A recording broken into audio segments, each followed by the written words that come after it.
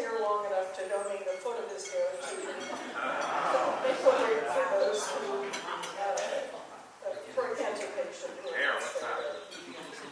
His passion was cycling. He rode over 150,000 miles in his life and had the spreadsheet to prove it. The first 5 years Kevin and I dated, he always found a ride or a run to join wherever we went on vacation. I finally mentioned that it was possible to go on vacation without doing a ride or a run. And or even a half marathon. He seemed amazed. I honestly and truly believe it never occurred to him that was possible. He loved his family. He only missed one Thanksgiving with his family in his lifetime and swore that would never happen again. And it did. He followed his nieces and nephews' activities with happy abandon, showed up whenever he could. He just adored his nieces and nephews. Well, I guess his brothers and sisters too, but, you know. He taught many people how to ride. He had so many stories about riding with so many people. One of my very favorites was conspiring with Kevin Shimamoto, to get Karen Jeffries to tell stories on the steep, long hills so they could keep up with her. Always came up with a story, away from every ride or run, came back with a story to tell. That's how I got to know so many of you. Even though my skills weren't good enough to ride with a lot of you, I learned a lot about you from the stories he would tell. And every now and then something would remind him about each one of you that he rode with. And he would tell that story, whether it's riding, running, or meeting for happy hour. He did that a lot too. When we moved to Oregon, he became great friends with most of the neighbors on our street. One of his nicknames was the White One. Because he was one of the few men who drank white wine.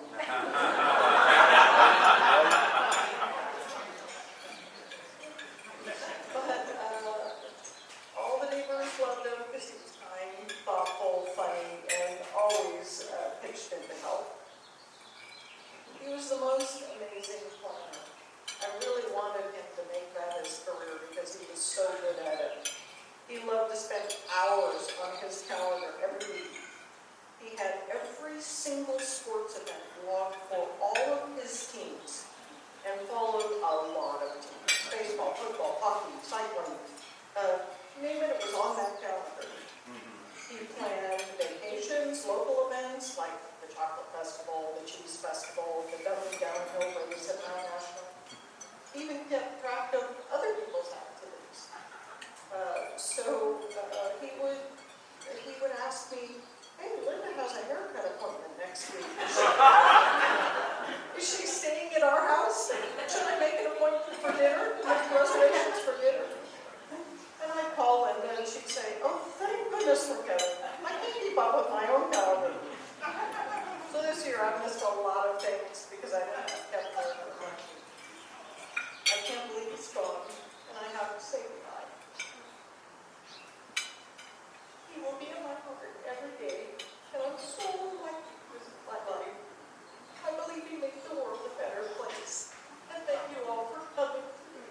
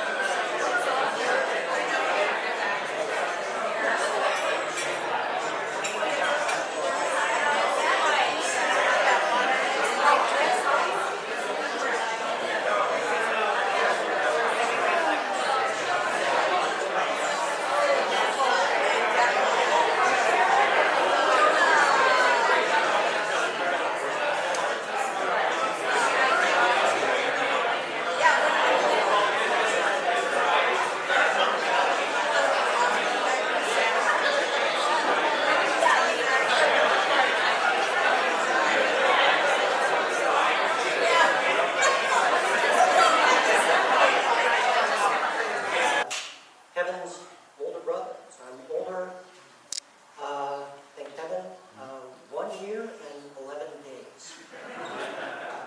Actually, we always had, our birthdays were close together, so we always had the same kind of birthday cake. So we look at some of those pictures, you'd see a birthday cake, and 3 people on it. So we always, I think my mom wanted to say one, not by a kiss,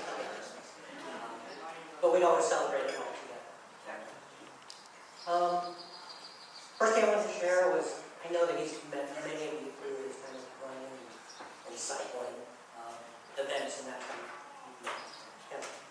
I first kind of encountered all that stuff with Kevin. It was way back in 1999. Kevin ran the Rock and Roll Marathon in San Diego. And I actually went back and checked 1999. What was Kevin's time on that? I think he ran that thing in 4 hours and 39 minutes. So he's always been like the healthiest guy, I mean, definitely in our family. And so that's how he kind of inspired me to kind of say, wow, so healthy, and he could do all these great things, and he could run 26 miles. Something that I wanted to do as a goal. So actually in 2000, a year later, I ran that was my first marathon. Rock and Roll Marathon in San Diego in 2000.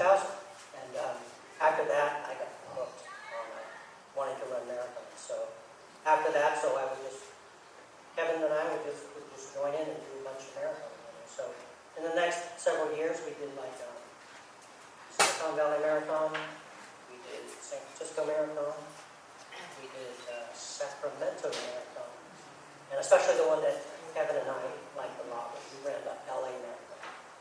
We did it about 3 times on that. So the great thing about that was we would just leave on a Friday, drive all the way down right after work, go down to Los Angeles. The pregame meal would be In-N-Out Burger, pastrami sandwiches, and Krispy Kreme. So that's what we would kind of train and get ready for the race on.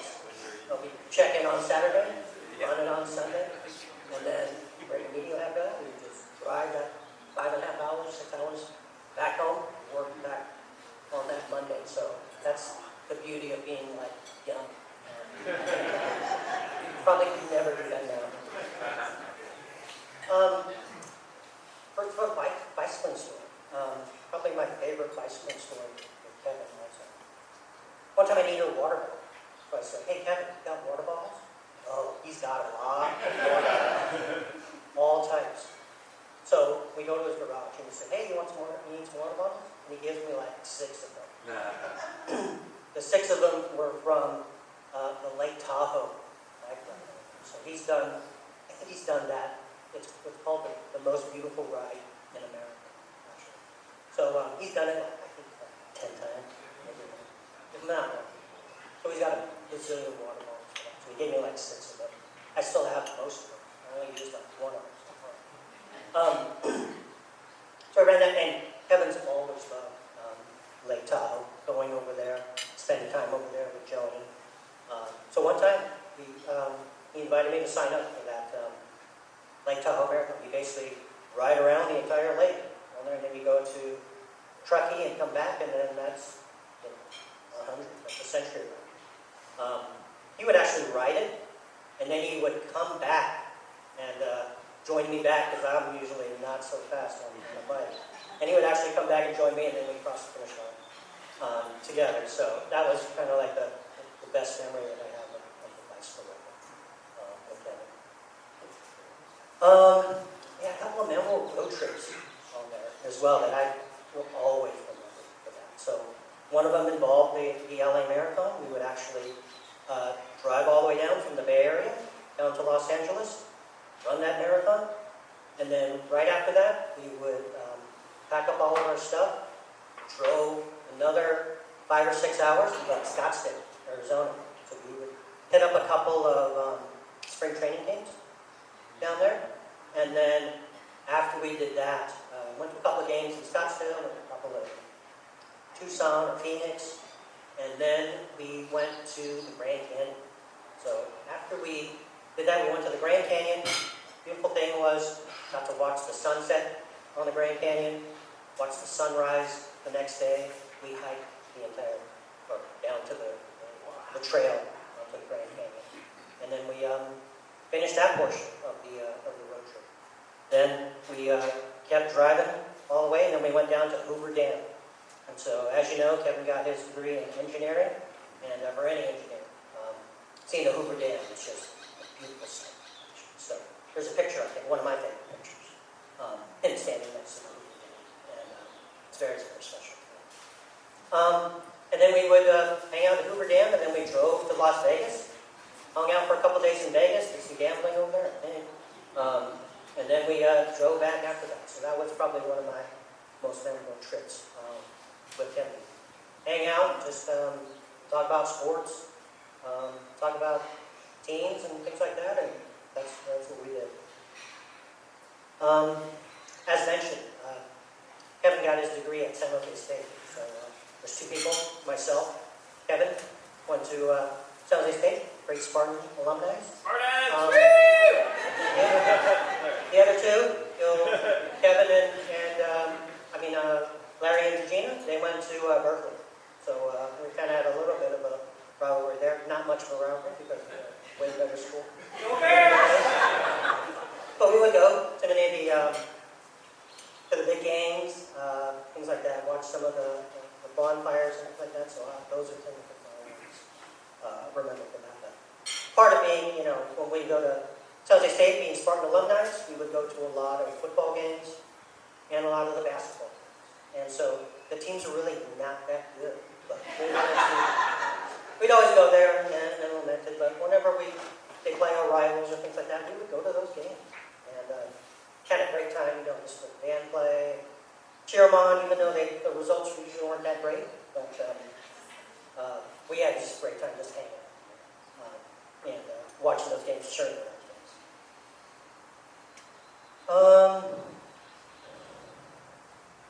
Christmas and birthdays. One of the things that myself and Kevin had together was he likes Swiss Army knives, and I like Swiss Army knives.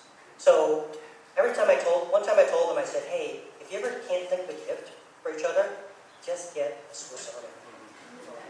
So once in a while, when he would just come around, he would just say, hey, I got you a Swiss Army knife. Perfect. So actually, about a year ago when we went back to visit Joni, I asked Joni, I said, hey, do you have any still Kevin's Swiss Army knives? She said, I do. So there's one of them that I gave to Kevin. At some time I'll keep it for myself. How am I gonna remember Kevin? I'll give one last story basically of how I'm gonna remember Kevin and how I'll never forget. We were probably, about 9 or 10 years old, and we were in the backyard. I think probably Regina and Larry know about it, but we were fighting over this metal green rake. Why are we fighting over a rake? We were basically tugging on the rake. It's a metal rake. The plastic cap top is gone. It's got a sharp metal tip on it. We're fighting over it. And then he lets go of the rake. And I pull on it. And it smacks me right in the mouth. Oh, man. It actually chipped my tooth. And so I've had that chipped tooth for the longest time. And then I've tried to get it fixed many times. Never really worked. So basically, every time I look in the mirror, brush my teeth, chipped tooth right there. I remember Kevin. He knocked me in the mouth and chipped my tooth. That's all I have to say on that. So thanks for everything.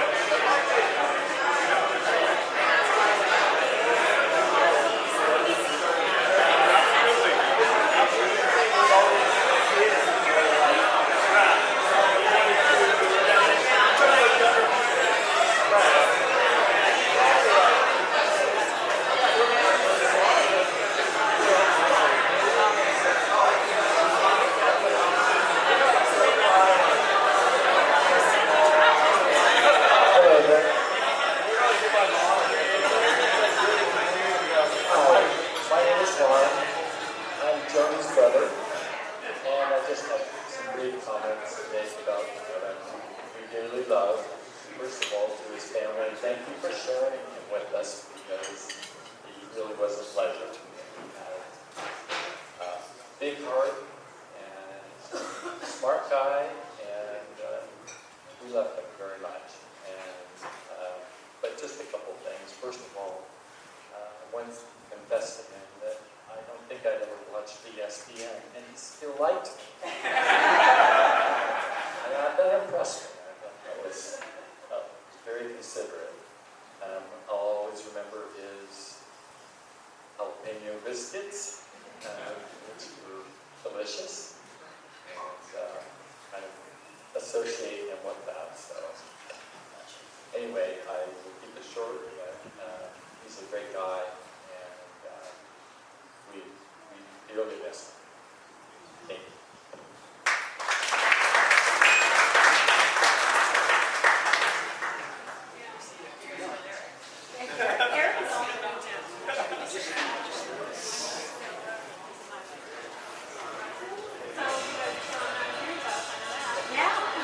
Yeah, it came on these guys.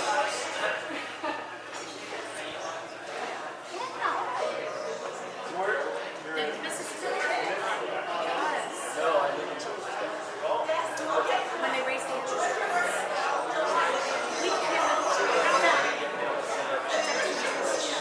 So we've seen it. We've seen. Oh, you're saying that because I look so young, right?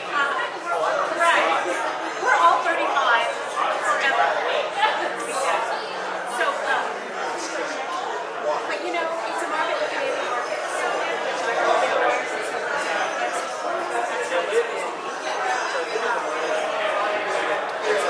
I mean, so this is like an good years, bad years.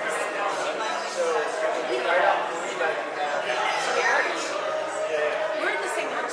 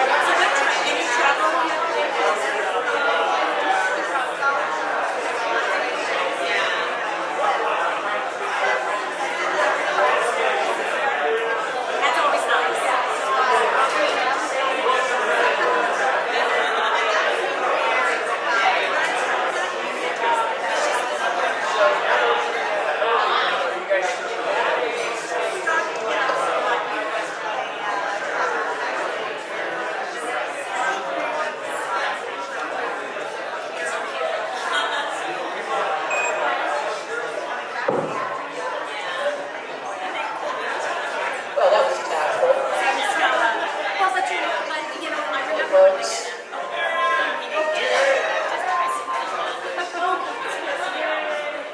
Wow, this is awesome. I wish my San Jose State students paid as much attention to me. So yeah, where's Chris? We have another Spartan in the house. That's me. So go Spartans. Go Spartans! So I'm Karen Jeffrey, and in addition to representing the Spartan contingent, I also represent the team and training contingent that's here, and that's how I know Kevin. And go team. So a couple of my team and training friends wanted to know how I met Kevin. And the answer is I actually saw him before I met him, because shortly after I got involved with team and training, which was started in '97, and I think this would have been in 1999, actually. Team and Training did a booth at a fitness expo at San Jose State in their event center. And I was over talking up the bike program, and across the room there was another Team and Training table, and there was this guy who was hanging out there talking to people, and he had the hugest smile I've ever seen in my life. And I was like, oh, he looks nice. So I didn't talk to him that day, but then, like later that year, much to everybody's surprise, including mine, me, after 2 years of being a beginner cyclist with the bike team, our head coach decided to make me head coach. Yeah, that surprised a lot of people, not just me.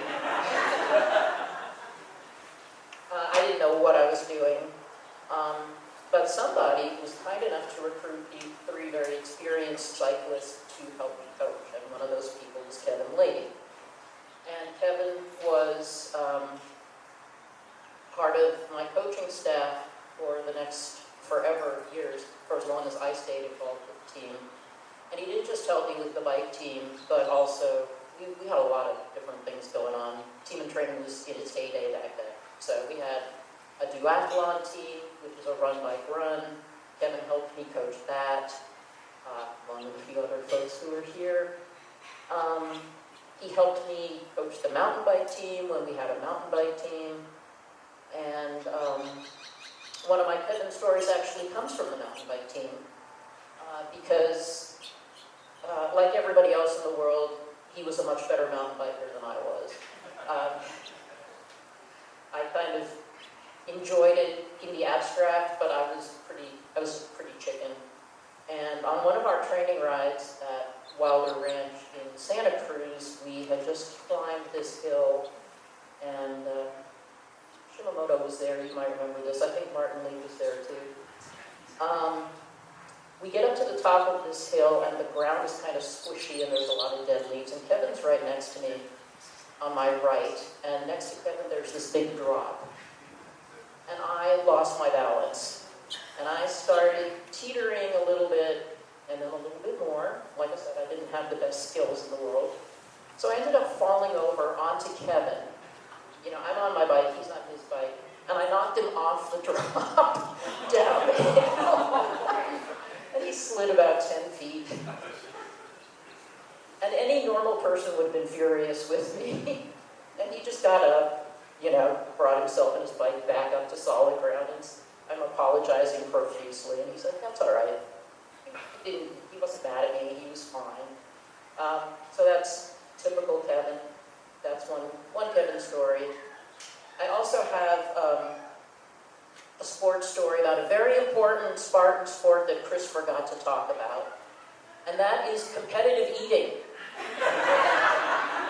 So who knows about the Nathan hot dog eating contest? Okay, all right. So we have San Jose State Spartans are proud to boast that one of the national champion competitive eaters is a fellow Spartan, Joey Chestnut. Seeing a little bit of, yeah, okay. So Kevin, as Chris also noted, loved to follow sports and professional sports, and he had a few things that he liked to say that he'd gotten from some of the sportscasters. One of which was, that's good knowledge. And so one time we're talking about, or he was talking about the Nathan's Coney Island hot dog eating contest, and I said, oh yeah, Joey Chestnut, he's a fellow Spartan. And Kevin says, that's good knowledge. So, another thing that I was asked to tell is the story of one of Kevin's nicknames, which was PK, for Brother Kevin. And that came about because when we had a mountain bike team, in addition to Kevin being the coach, one of the coaches, Kevin Lee, we had Martin Lee over there as one of the coaches and Kevin Shimamoto as one of the coaches. And our team manager at the time, Heidi, said, we have 2 Kevins and 2 Lees. I can't keep them all straight. So she decided that Kevin Lee would be Brother Kevin and Kevin Shimamoto would be Cousin Kevin. The 2 Kevins, the 2 Asian Kevins, as they call themselves, because we weren't being politically correct in those days. And Martin Lee would be Brother Martin, the other Lee. So that's the story of how Brother Kevin became Brother Kevin for all those years. And he used to email the rest of us and sign himself one of the Asian Kevins, and we were always making totally inappropriate Asian jokes on rides. Like, we would say things like, oh, you guys all look alike. And every now and then, I'd slip and say this in front of somebody, like, who didn't know that this had been going on for years. And then I'd be like, oh, shoot. Because it said something totally inappropriate and racist. And then I'd spend like 10 minutes trying to explain, yeah, this is just a running joke that we have. We've been doing it for years, and blah, blah, blah. I'm not sure it was ever really okay anyway, but my last story is, in addition to all the things that have been said about how incredibly generous Kevin was, and he was in so many ways. There were a lot of times when we tried to get him to come out for something, and he couldn't come because he was at the hospital donating platelets, which takes like 3 hours. And he did this all the time. Like when he couldn't donate blood because he donated too recently, he'd go donate platelets. I didn't know anybody else who did that. But another thing that he did that was incredibly generous and giving of his time was when I was writing my master's thesis, which I wrote about team and training. When I was a grad student at San Jose State, Kevin was one of my research participants, and he spent a bunch of time with me, letting me interview him about his team and training experience, how he started with the marathon team, and his history with cycling and running. And as Chris pointed out, he was just an amazing athlete in everything that he did.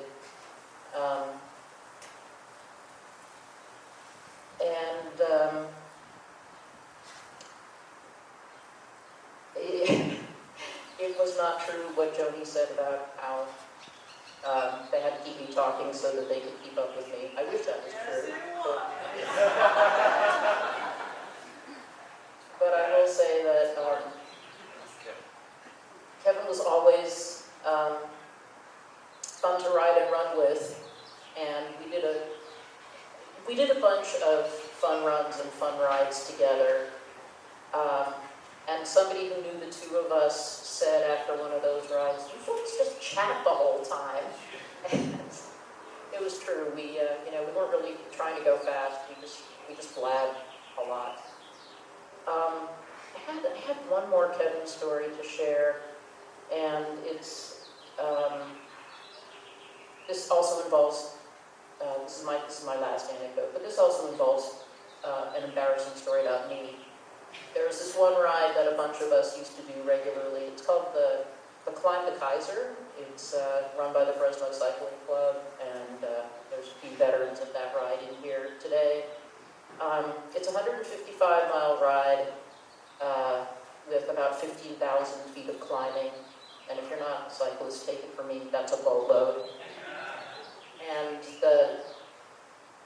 around the middle of the ride, there's this one literally climb from hell. It's called Big Creek, and the grade averages 10% with a couple of 20% stretches in there. And basically vertical. And I did this ride 3 times, and then the 4th time I attempted it, and it was like about 200 degrees outside, and I was not, I couldn't handle the heat that year. It was just more, it just got to be too much for me, like my thermostat broke or something. So I got halfway up Bay Creek, and I had to stop. I was literally getting like loony. So the rest of our friends got all the way up Big Creek, and I'm sitting by the side of the road, like, I'm gonna die here, you know, I'm gonna be roadkill. I mean, I knew that there was support vehicles, so I knew that somebody was gonna come and pick me up eventually, but I'm sitting there, like, half conscious. And then, like, 20 minutes later, I look up, and there's Kevin. Kevin had ridden all the way up in the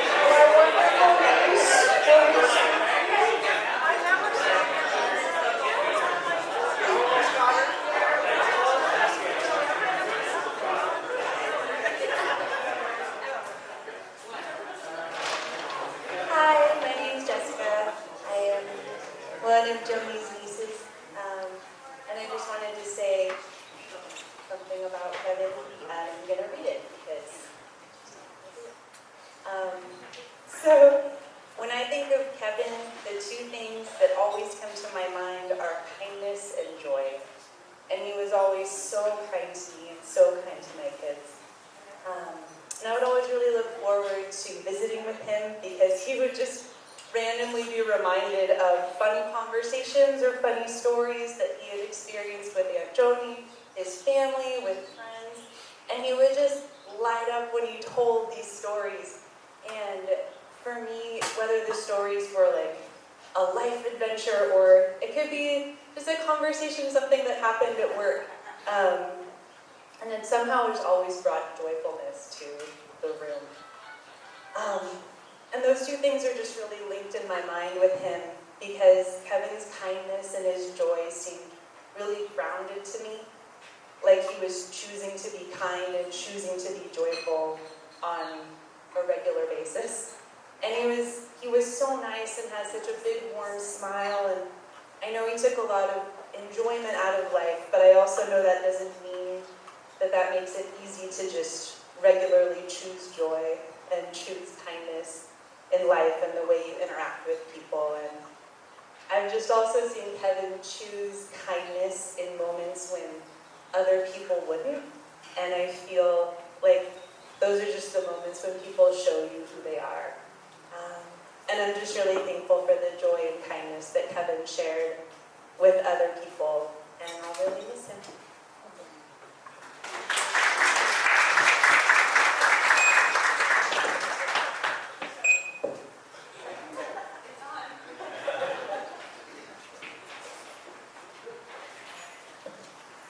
I'm up next. Ooh, that's great. Hi everyone, my name is Maddie. I am Kevin's oldest niece, one of two. I just want to talk about kind of like proud uncle standpoint. Kevin was my special uncle. Sorry, Chris and Lincoln. Of course, I love you guys too. But Kevin was special because since he didn't have kids, I feel like he kind of saw his nieces and nephews as the closest thing he had to kids. I know he was really proud of me and Ben and Zach and Everett and Elise.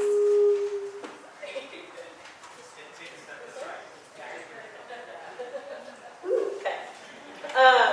I know he's really proud of us, Jeffrey and Alex too. He had special memories with all of us. I want to talk a little bit about, for our high school graduation, my brother and I are twins. We lived out in Georgia, and he flew all the way out to Georgia for us. And I remember when we walked across stage, my family was so loud. My classmates were like, "Wow, your family was so loud." And it was literally just my mom and Kevin. And my dad too, of course, but let's be honest, it's mostly my mom and Kevin. But it sounded like a crowd, and then another time, when I was in college, my freshman year, we had a family day, and my parents couldn't make it.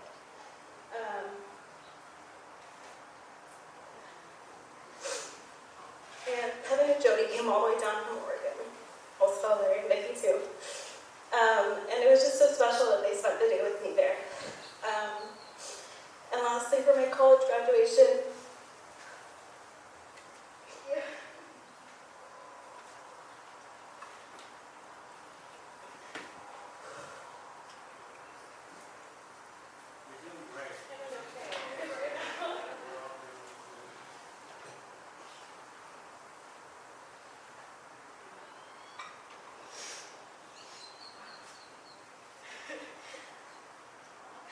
college graduation, he couldn't show up because of COVID. But he still made sure to send a picture that he was drinking a glass of wine. And watching me walk online, he even sent me a special Harry and David box just because he was able to go to my brother's graduation and not mine. So that was really special. And those are only some of the most recent proud moments that I'm talking about, but he supported me all throughout my life, all my accomplishments, and I know he would have done the same thing for my younger cousins once they would have reached those milestones. He was such a great uncle. I'm so lucky. We're all so lucky to have had him as an uncle. So, thank you.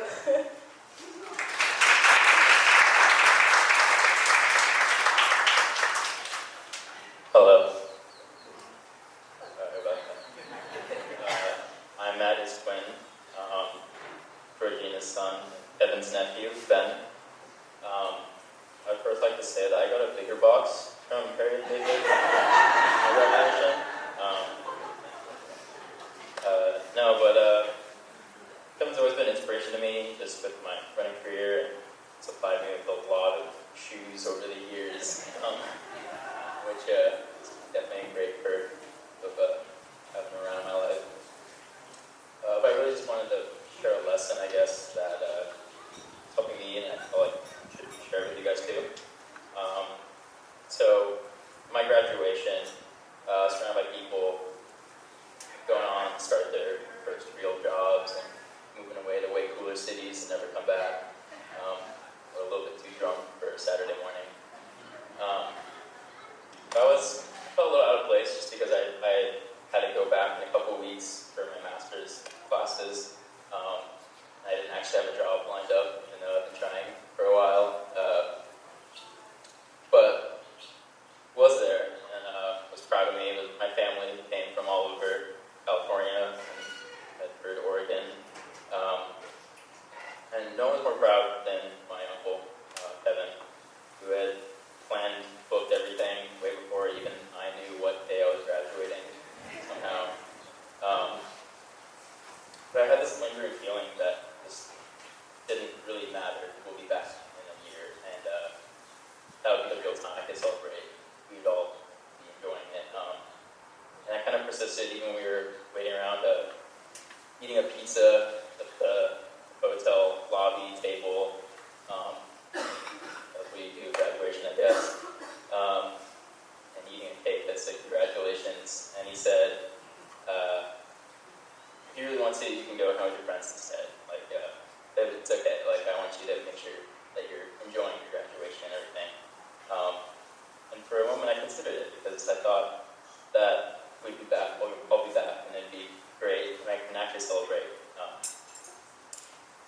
And then, looking back, after the sudden news of his passing, I think I did what everyone else did. We thought about our moments that we shared with him in our lives. And I felt like I was learning something eventually. That he never let anything get in the way of what he loved and who he loved. And he always made sure that was a priority for him.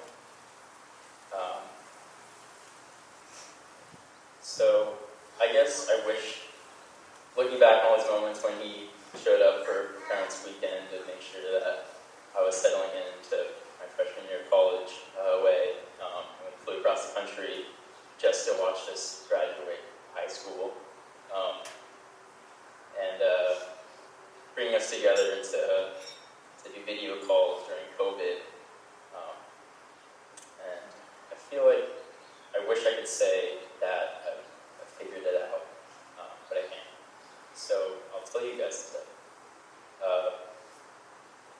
Love this crazy adventure called life. Love friends and family, we hold dear, and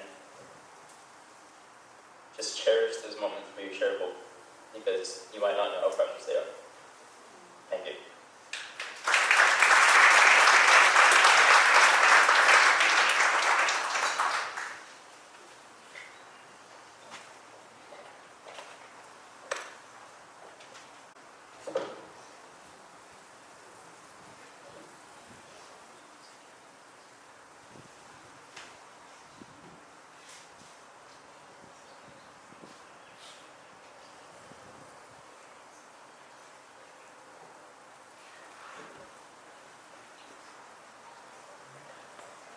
Hello, I'm Georgina, Kevin's eldest sibling and oldest sister. Thank you everyone for joining us to celebrate Kevin's life. My mother is not in attendance today in recognition unfortunate of an old Chinese custom that an older person does not attend the funeral of a younger person, especially in the case of a parent or a child. Despite this custom, I do want to particularly recognize two of our mother's siblings and their families who are here with us today. Our Aunt Sharon, who I call Auntie Sick, her husband Richard, their son, and our cousin Brian, and his wife Karina, and their daughters Kaylee and Kiana. And our Uncle Eugene, who I call Mikiu in Chinese, his wife Christina, and their younger son, and our cousin Spencer. Thank you, Auntie Sick and Mikiu, for being here today, and for my view as representing your eldest sibling and our mother. I have to admit that I have been struggling with whether or not to be up here today, as it is very hard to speak of Kevin. I think of him every day. I have so many memories of him swirling in my head, especially when looking through the many photo collections of him, recalling specific times so vividly. But then the reality of him no longer being with us, it's with so much sadness that for me it's just easier not to speak at all.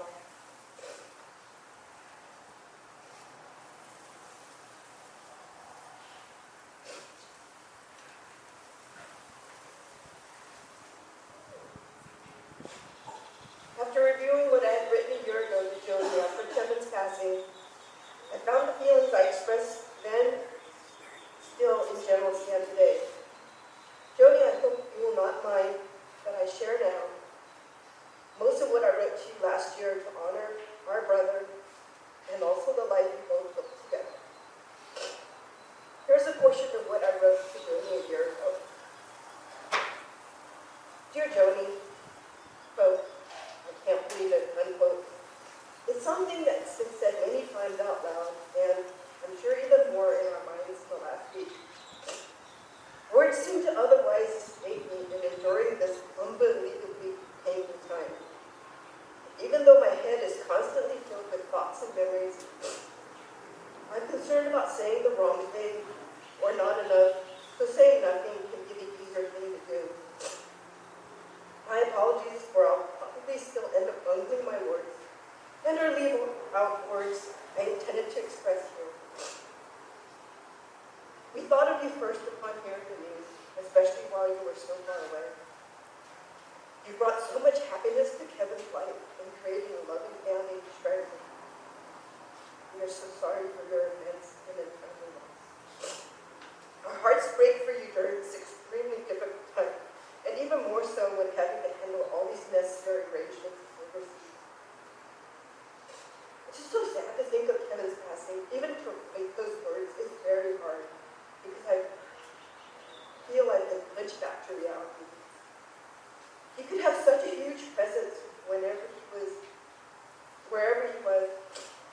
that a world without him would be such a great void.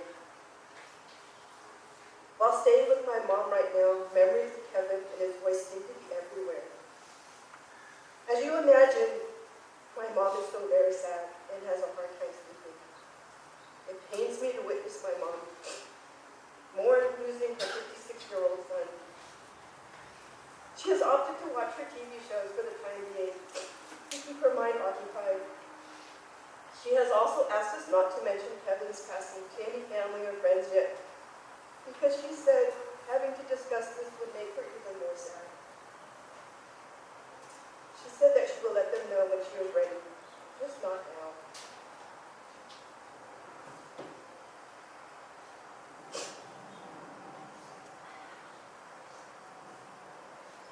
We know that Kevin loved his family. His arranging of all the family video meetings gave us more recent vivid memories of him. We are so thankful he gave us the gift of his visit last December when he came for Maddie and Ben's graduation celebrations.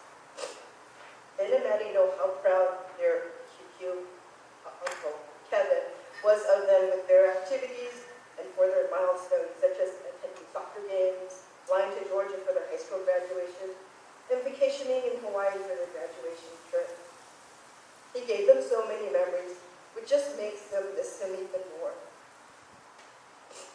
Again, Kevin loved his family, loved you the most.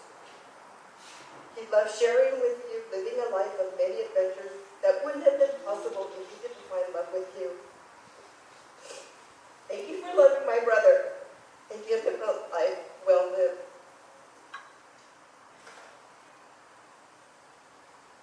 We all love and are thinking of you, Joni. You are part of our family and will continue to be. Safe travel back home. Please let us know if you need anything, if you want to help in any way we can, but do not want to overstep either. More importantly, remember to take care of yourself. Love, Georgina. After a year, it is still so painful to think of Kevin no longer physically being part of our lives. Especially since the memories of him with us are most often of his voice, enthusiasm, and energy that can fill the entire space you shared with him. Also, after a year, I am in complete awe of Joni's incredible strength and ongoing concern for all of us, all while undertaking so many enormous and distressing responsibilities. Thank you, Joni, for being a wonderful partner for Kevin. Thank you for the many adventures that he was able to experience with you. Thank you for being part of our family. Thank you for your tireless work in bringing together this beautiful tribute to honor him, despite some extremely difficult periods. Mostly, thank you for loving our brother, Kevin George. Thank you, everyone.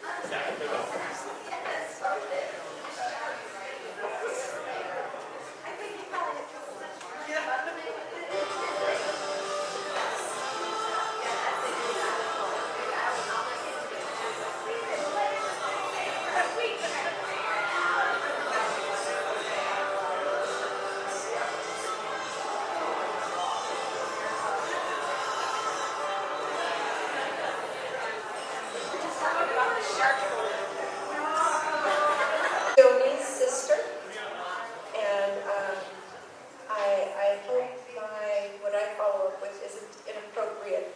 Georgina, it was so moving, and no, really, and feel the love that the two families share.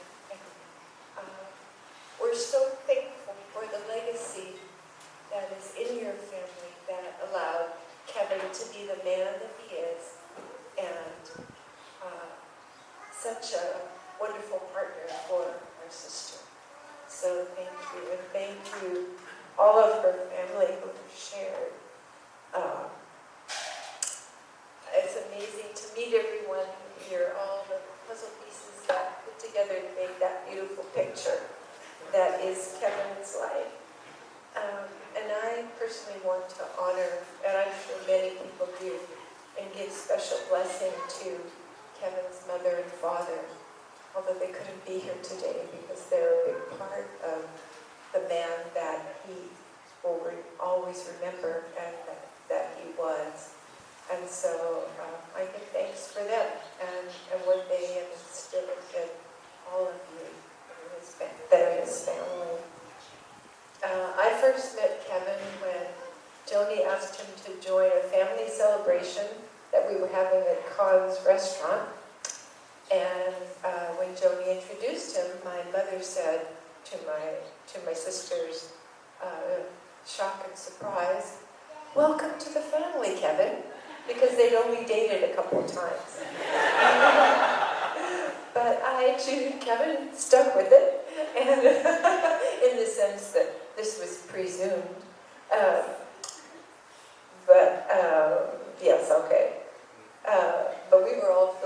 joy to have him as a part of the family and call him a brother all these years. My husband, Jeff, sends his greetings to Kevin. Jeff says, "Hi, Judgy Wudgy." For those of you who are Three Stooges fans, Kevin and Jeff shared that love of Three Stooges, and there was also a bond because neither one drank coffee, but we forgave him for that. We loved him anyway. Also, his love of the 49ers and the Giants. I will miss Kevin for what he and Jamie shared, for Kevin's jokes, for the way he enriched our lives, and his iconic smile. The very same things we'll miss about him are the things that we will never forget about him. We love you, Kevin, and we will not forget you. Thanks, you guys, for being here.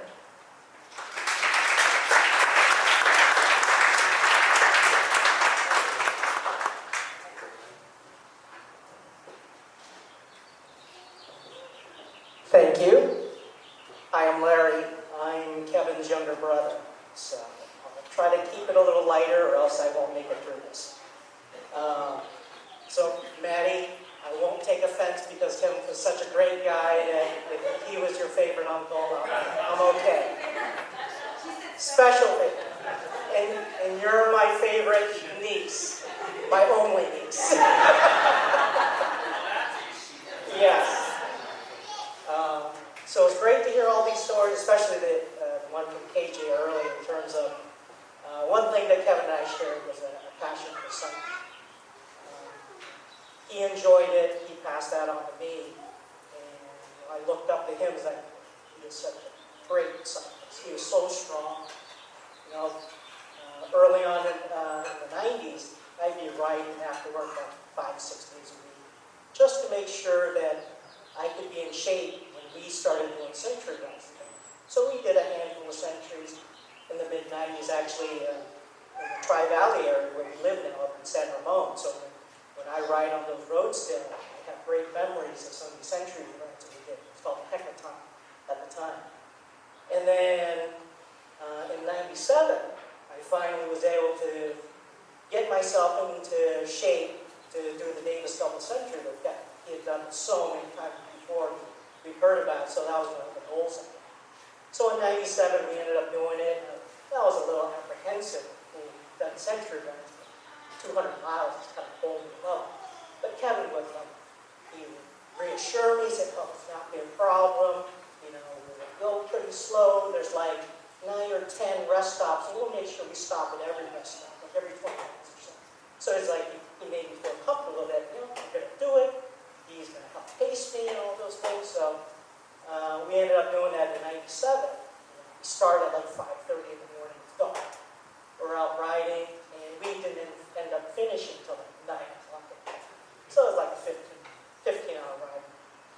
And some of you who've been on rides with Kevin, like the KG on the Tuggy Guys, where the Markmanville Death Ride, those were no big deal to Kevin.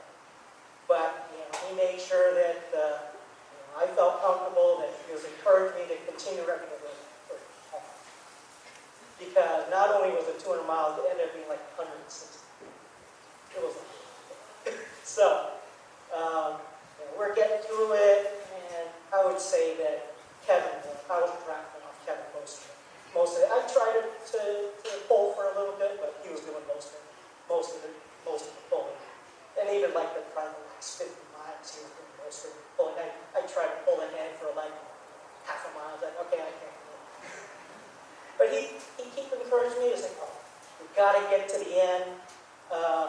The last couple of stops, we're going to have chili at the fire station and hot chocolate there." And you know how much Kevin liked hot chocolate. So it was encouraging for me to get to the end. So we were able to make it. It was a long day. My feet and butt were hurting for a long time.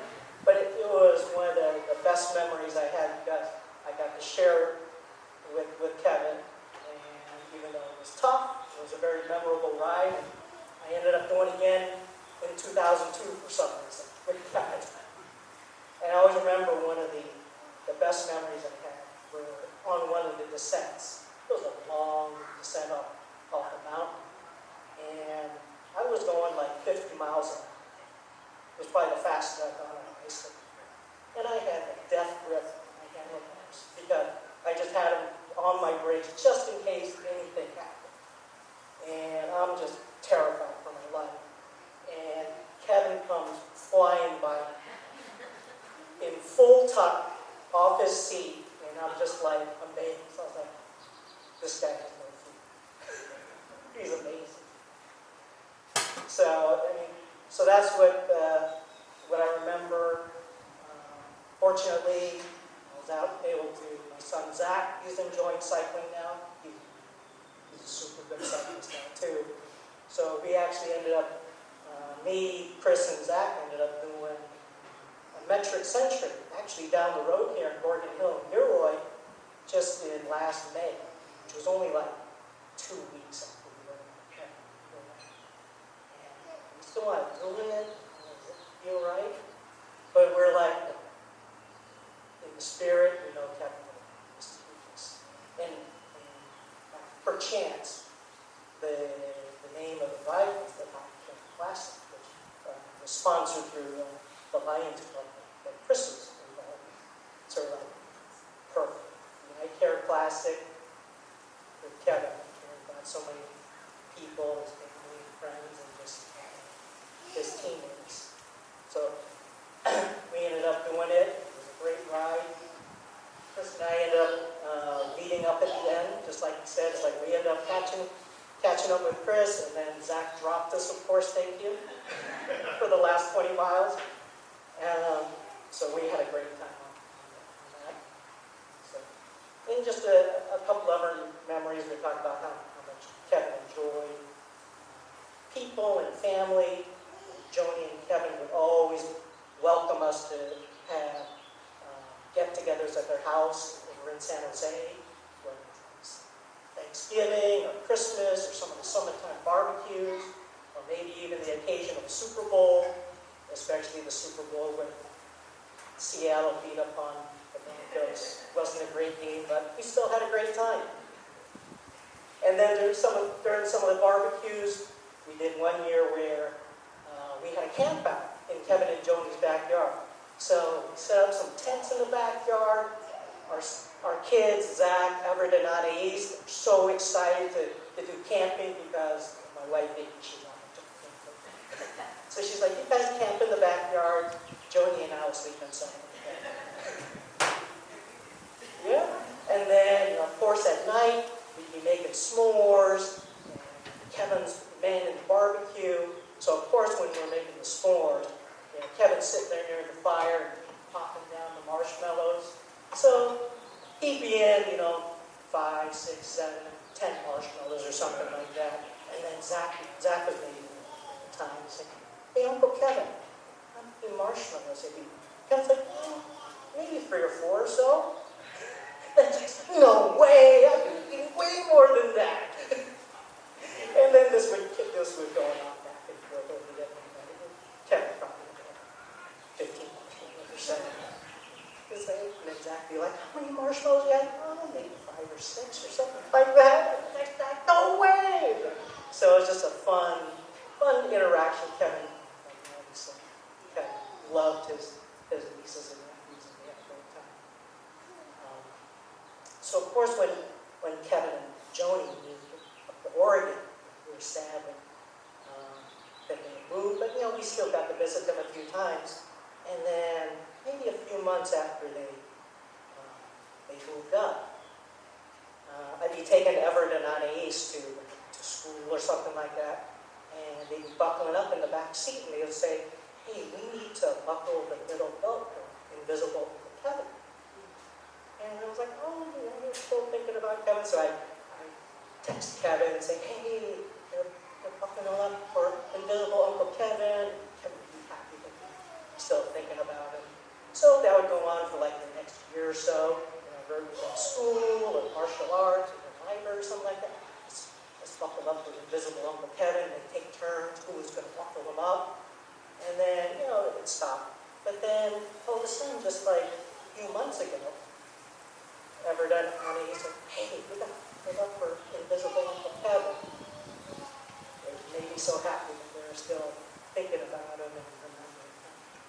So, thank you. I just wanted to remember, you know, how kind and giving and loving people Kevin is. So, thank you very much.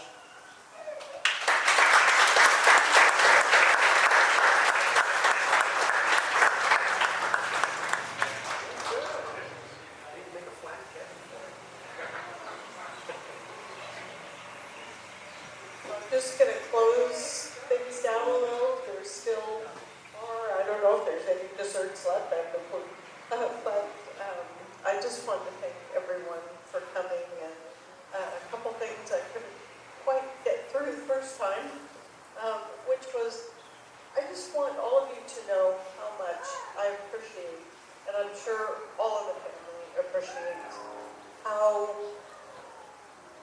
the cards and notes and all of the wonderful thoughts that you have sent my way. I'm so grateful. I might not be able to call you back or respond to all the wonderful sentiment, but I look through those and I read them over and over again and know he was loved, and just want you to know how much that meant that you sent. So sometimes you never know, should I send a card or not, or you don't hear anything back, but truly, it just touched my heart, and I look at them all the time.